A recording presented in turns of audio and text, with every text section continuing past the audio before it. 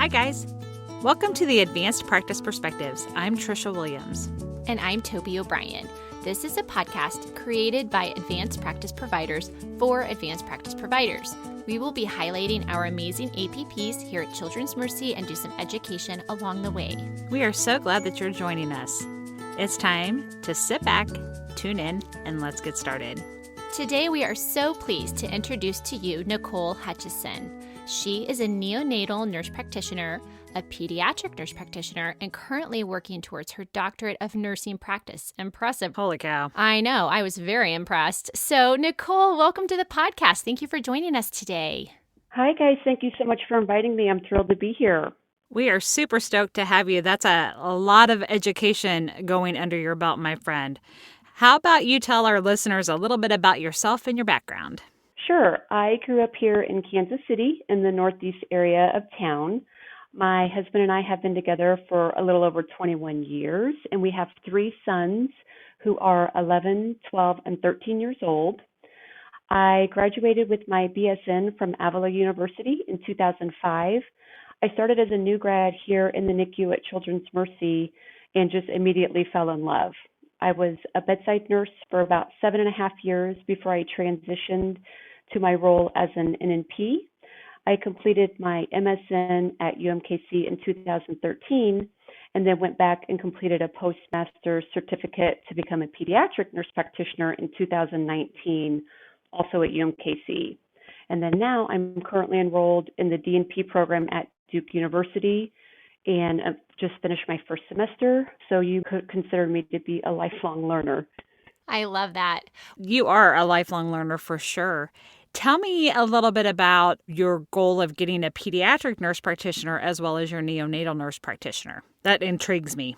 I love being a neonatal nurse practitioner, and the population is they're just my favorite. But really what prompted me to get a PNP is not as quite of a rosy picture. I was extremely burned out within the first 2 to 3 years of transitioning to my role and was just completely overwhelmed and was really looking for an exit plan if I needed one. And so I decided to go back to school so that I would have options if I needed to exercise them. So again, not quite a rosy picture, but it's what it is. Well, that makes sense. I mean, the NICU is such a different world than what Trisha and I work in currently. So tell us a bit about the NICU and the NNPs that are there, how many of you guys are there, and a little bit of maybe a picture of what your days and nights, I guess, look like. I think a lot of people within Children's Mercy are really surprised to learn how large our group is. So we have 84 neonatal nurse practitioners in our group, 10 of whom are brand new and were hired in 2020. So we're always kind of growing. So there's our NICU at Mercy is an 84-bed level 4 unit. And then in addition to providing service there, Children's Mercy nurse practitioners provide NICU coverage at 7 area metro hospitals. And we provide 24/7 in-house coverage at those 7 facilities, and nurse practitioners staff those, level 2 to level 3 NICUs there. And those combined NICUs have an additional total bed capacity of about 90 beds. Wow. Holy cow. I had no idea. Yes, Children's Mercy has a very strong presence in the NICU world in our city, which is great for the babies of Kansas City. Because as it stands now, I believe that every hospital in Kansas City, whether it's a Children's Mercy affiliated facility or another organization, has in-house nurse practitioner coverage for the NICUs, which is great for all the babies. Fantastic for the babies, but how stressful and such a huge responsibility for your group of NNPs. Wow. No wonder you have burnout interests and concerns for burnout, which we'll get to later on in the podcast. But wow, that is extremely impressive, the amount of nurse practitioners that are present throughout our community. But kind of explain to us what your role is and what you guys do at Children's Mercy and what you would do at those other institutions that we're represented at. Sure. So at Children's Mercy, we are there 24 hours a day. During the day team, we manage a team of anywhere from probably average 10 to 12 neonates in the unit. And we round on them and come up with plan of cares with our multidisciplinary team, deal with families and kind of typical what people would think of as care. In our outlying metro hospitals, we are there 24/7. In addition to managing kids in the NICU who aren't quite as sick as our Mercy population and the numbers aren't quite as high, we also go to high risk deliveries. And so we're kind of in house to provide those services because you never know when something is going to walk in the door. Very stressful, but amazing all in the same token. And I bet a day goes by pretty quick, a 24-hour shift. I'm sure, gosh, that seems like you're busy most of the time. Yes, we are. We don't do 24-hour shifts at all of our facilities because they are too busy to allow that to be safely achieved. Yeah, we have to sleep sometime, correct? Yes, that's what I'm told. Yeah. So, what facilities do you mainly staff yourself? So I go, of course, to Children's Mercy, and then Liberty Hospital and North Kansas City Hospital are my sites that I currently go to. Eventually, I will likely start going up to Mosaic and St. Joseph, but I'm not credentialed there yet, which, as you know, takes a long paperwork process to complete. I can only imagine it takes a little while at Children's Mercy, let alone to get credentialed at outside institutions. Yes, and they all have their separate requirements and forms, and so it can be quite daunting at times. Now, do you do certain procedures and have certain privileges at institutions versus the other, or are they all the same? And what procedures and things do you carry? They are all the same, and so neonatal nurse practitioners, we intubate, we put kids on mechanical ventilation, we do chest tubes, we do thoracentesis, umbilical lines, central lines, LPs, suprapubic bladder taps, which we get credentialed for, but I've only done one in my entire life. And then some of the practitioners are credentialed to do circumcisions as well. I think that's all. Oh, that seems like a lot. Wow, a lot of procedures. She goes, I think that's all that we do. And I am sitting here just being like, you think that's all that you do? That is Yes. amazing. Like, how do you train for that? Do you train underneath a neonatalogist for a prolonged period of time, or a senior nurse practitioner that trains you, or is that something that you also learn in school? Both school, we have a fairly intense schooling process where we get lots of practice there. And then once we transition as a new grad NNP, we are on orientation for 3 months and train under a more experienced nurse practitioner. That is really awesome. And now, do you have any special interests within the NICU? I do. I actually have, they all kind of fall under one umbrella of trauma-informed care, which is really cultural paradigm shift that the NICU is currently kind of going through. And it really just encompasses the awareness that families have stressors and toxic stress that they bring to the table that affects their care and care of their infants, and then how we as providers can implement sensitive practices to try to mitigate some of that stress and trauma that they have. And then it also speaks to building resilience at work for the provider. So it's really an approach that takes everybody in the healthcare team, patients, families, and clinicians into account to make sure that everyone is their very best. I know that there's been a huge culture shift within Children's Mercy for the past, I would say, a couple of years about this trauma-informed care. And I remember hearing some lectures and things about it. And it's very true to form, and it's something that we really, truly need to take into consideration as providers of how we help educate our families and take care of them and help them nurture their children and grow. So I think that what you're doing is amazing and very important and relevant for sure. Yes, we're very lucky. Patty Davis is the Trauma Informed Care Program Manager, and she, along with Dina Hubbard, who is one of our neonatologists, are currently doing a research study in the NICU for all the care providers. So not just nurses and RTs, but also everybody who comes into contact with patients and families in the NICU, even who we think of as being like not clinical people, of becoming a trauma-informed unit, doing kind of a pre and post measurement that they are about halfway through, trying to understand the role of how stress affects everybody, and assessing whether the knowledge and kind of those programs that you're talking about, this educational offerings, how receiving those affects how people are able to care for the patients and families and for themselves. I am sure it can be very stressful. And these poor parents that unexpectedly deliver their baby at 25 weeks or 28 weeks, the trauma that goes along with that, um, that would be pretty heavy. Now, do you have, as a group, peer to peer? Like, I am so lucky and fortunate I get to work with, I mean, probably 13 other APPs and ENT. So, do you typically have another NNP with you at the site that you're at, or is it maybe only you? It's only us. When we are at our metro facility hospitals, we are in-house 24/7 alone. And then our attending neonatologist comes and we round on kids and make plans for the day, update families, and then he or she leaves and you got us. Okay, that's great. Great, but overwhelming. I bet, Nicole, you had mentioned earlier in the podcast about burnout. And that's why you went back to get your pediatric nurse practitioner, is because you were feeling burnt out and overwhelmed. So will you be able to share kind of that journey with us? Sure. We, as a group, we're at our individual hospitals, so we kind of work in silos. And when I'm at North Kansas City for a month or at Liberty for a month, I kind of have my finger on the pulse of what's going on in that individual hospital for that month. But I'm really kind of disconnected from Olathe or from Shawnee Mission or Truman because that's just not the world that I live in, and I don't see those practitioners.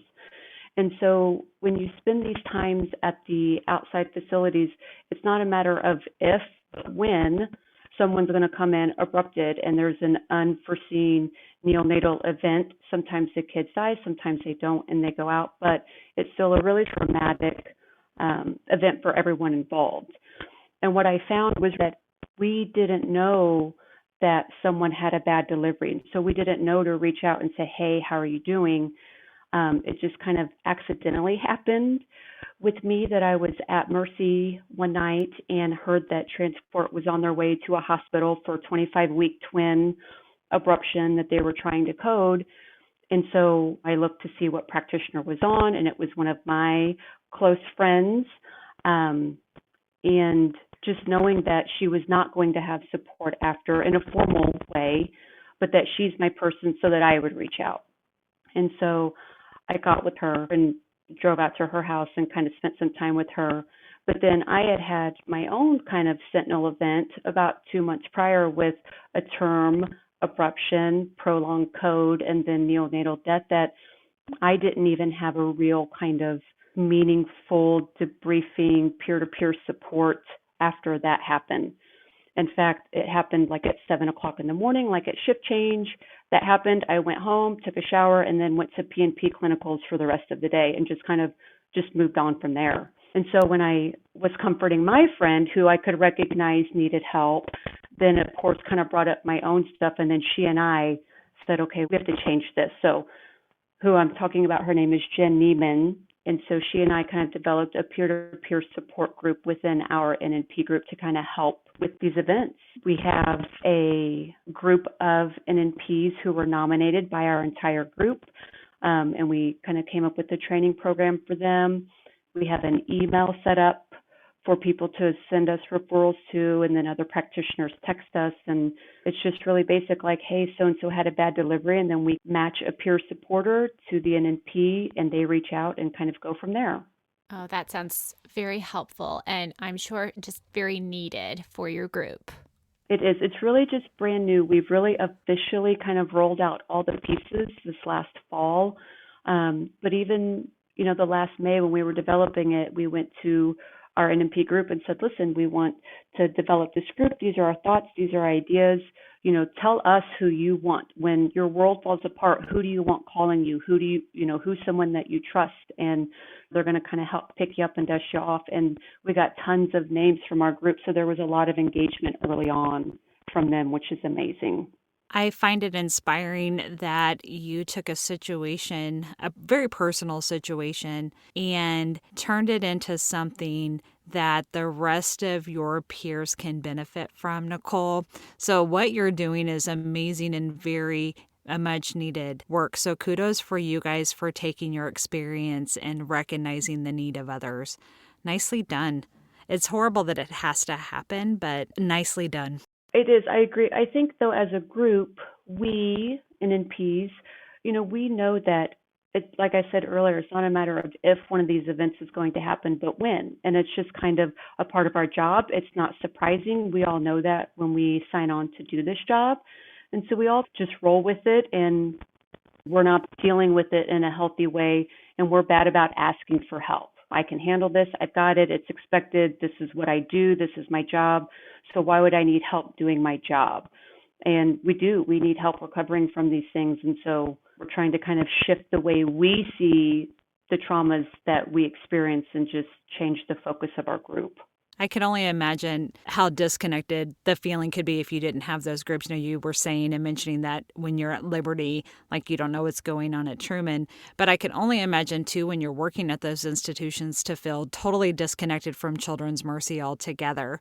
So I could imagine that maybe having this peer support group makes you more connected back to your roots, like your home base. So like Children's Mercy is your home base.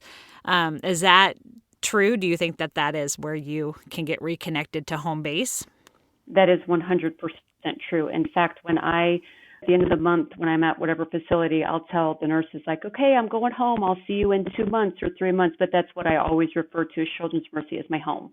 Well, can you tell us this doctorate of nursing practice? Tell us what it will be your focus with that. And does Duke have a program that you were just very interested in? And why did you choose to go there?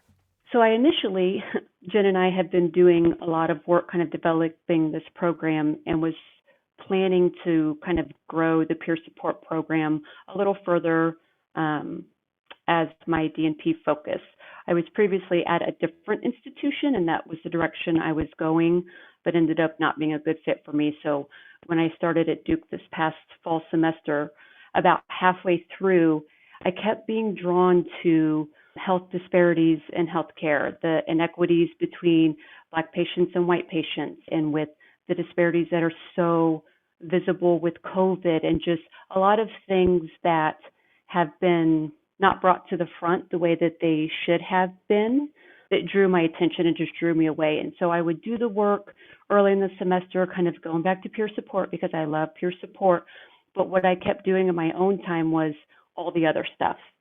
And so midway through, I decided to kind of change my focus. And so now I'm hoping to find a way to incorporate how do the implicit biases that we all have, these unconscious things that every single individual carries, how do they affect care to our patients? How do they affect health inequities? And how, as an individual, both myself and then in a group and then as a hospital-wide organization, what changes can we make to eventually change and shift those inequities to make it better for all of our patients?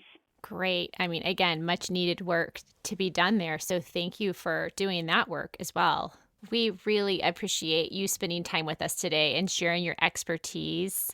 I really didn't know much about the NICU, so it's been really fun hearing about it and hearing what the NNPs do. And goodness, how many of you there are and how you represent so much. And thank goodness for the Kansas City babies that have access to Children's Mercy care. I think that's fantastic.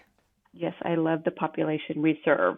I am still in awe about the number of neonatal nurse practitioners. There's 400 advanced practice providers, give or take, at Children's Mercy. And you said 84 neonatal nurse practitioners. That's almost a fourth of our population. And the fact that I feel like I did not know a good amount about what neonatal nurse practitioners do or what you serve, this has been just enlightening. So yes, thank you so much for sharing your expertise with us. Well, thank you. And just so you know, even within the neonatal population, it is not a homogenous group. Like, we have our fetal health center that does high-risk deliveries. We have people who see like red, orange trach vent kits, like you guys are aware of, so people who love that population. We have the small baby unit who's all micro preemies. We have, surgery team within the NICU. We have the pink team, which is all congenital heart malformations. So if there's ever kind of people are wanting more, or what else do we do? Like, there's this whole world within the NNP population that my peers I would sure be love to come back and just kind of go more in depth about. about what we bring to the table for the patients we serve. Oh, that's fabulous. It is a different world. It's a really, well, small world, but apparently very big in the NICU. So that's really helpful. I have a song in my head now. Thank you. I have the Aladdin, a whole new world song in my head because it is. It's a whole new world that I think that not very many of us have the privilege of being aware of. So I'm really excited for our listeners to learn more about it. Well, good. Thank you. I hope that it comes across well and that they enjoy it. Nicole, since this is a new year, 2021, we are ending each podcast on a new, different question. So, our question for you is if you could go back in time to that first year that you had been a neonatal nurse practitioner, and if you could give yourself some advice, what would that advice be? Well, I know it would to just be more kind to myself. When we're transitioning into our new roles, we feel like we have to know the answers and we have to prove ourselves. And, we feel this huge sigh of relief when we pass boards because, I'm done and I've made it. But then the real work starts when you transition to the role. And I just remember feeling inept and feeling like I didn't belong. But I have never said that to my peer who graduated at the same time as me. I would have been more supportive of her and loving towards her, but I wasn't that way with myself. So just having kind of more realistic expectations and just being kind to myself. Another thing I didn't do a whole lot that I wish I would have was when I got the intubation on the first attempt, when my lines went where they were supposed to go, it was just like, well, that's my job. That's what I do. But there was never a little silent, like high five to myself, like, yes, you've been practicing on mannequin dolls and, you got it in the real world and you can do this. But I didn't allow myself those kind of quiet moments. Yeah, that deserves to be celebrated for sure. So that's really good advice for new nurse practitioners, new providers. Celebrate yourself, enjoy your wins, but also give yourself some grace. That's what I like to call it. I don't call it being nice to myself. I call it giving myself some grace. We give everybody else grace but ourselves. Correct. So that would be my advice to my young practitioner self is just give yourself some grace. I love it. Nicole, I've really, truly have enjoyed speaking with you today and our time together. It's been a blast. Listeners, thank you so much for tuning in today and join us for our next episode. We will be talking with Tiffany Mullen about her role as a clinical nurse specialist in the PICU. If you have a topic that you would like to hear about or you're interested in being a guest on our podcast, please email us at tdobrien@cmh.edu or twilliams@cmh.edu. Once again, thanks so much for listening to the Advanced Practice Perspectives podcast.